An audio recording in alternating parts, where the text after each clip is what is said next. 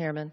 And thank you, Secretary Carter and General Dempsey. First, Secretary Carter, congratulations on your recent confirmation.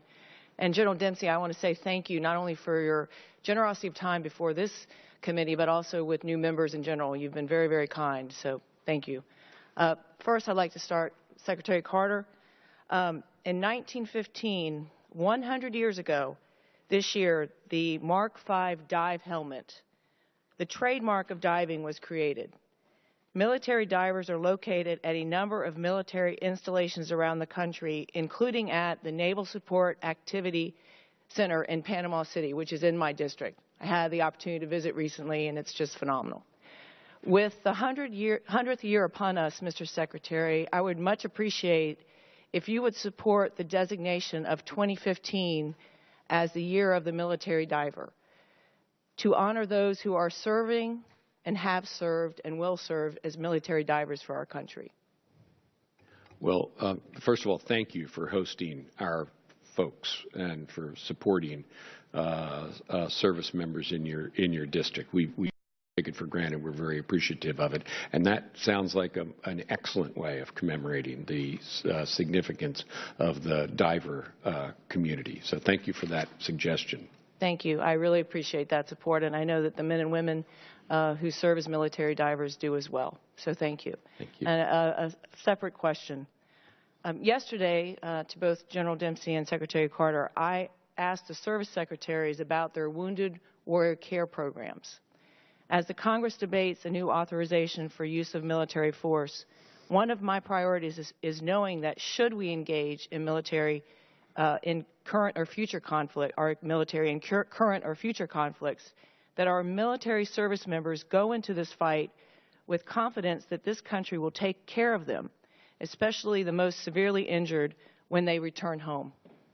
So I would like to learn what is the Department of Defense doing to ensure the transition from active service to the VA for our most injured and ill service members, and what can we do to make sure that we identify every discharged service member who qualifies for the VA's federal recovery care?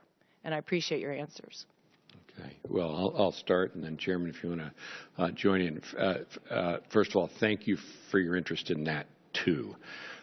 We are, fortunately, at a period right now where the Chairman and I, on a weekend at Bethesda, won't find 10 new wounded warriors, as was the case for many years when I was serving in the department and Chairman was serving in the department. And we're very grateful for that. But we can't forget that those who have been wounded will, in many cases, are 20 years old.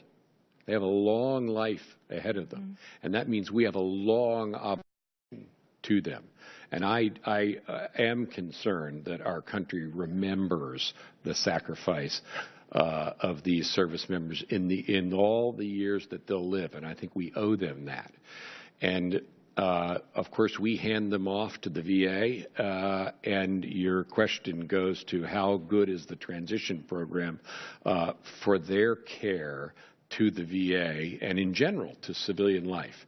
That's something that we've done a lot of work on in the course of these wars, but I think there's more that we can do and should do to smooth that transition and prepare them for the life ahead. But to me, it's really something from the heart that we need to remember. These are young people. They've got a long life ahead of them. It can be a productive, happy, and wonderful life for them, notwithstanding the sacrifice they made at a young age. But we owe them the help to make sure that they can do that. Chairman, do you want to add anything? Thanks, Mr. Secretary.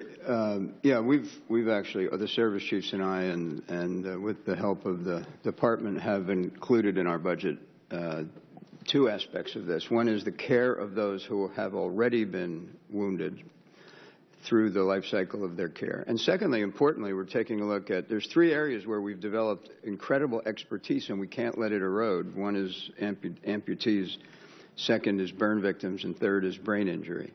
And so we're looking to the future now that we don't have a population, thankfully, that is suffering those injuries. We've got to make sure we can sustain our our expertise that we've developed, and that's also baked into the budget as well.